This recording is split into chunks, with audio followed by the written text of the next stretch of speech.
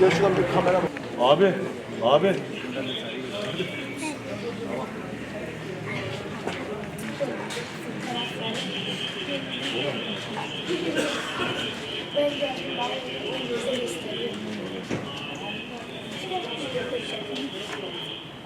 Burada baskı yaptığını sıkma kardeşim vatandaşın.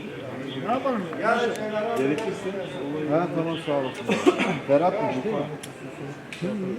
Ferhat Can.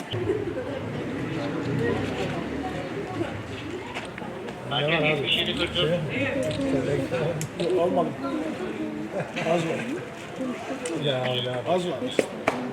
Az var.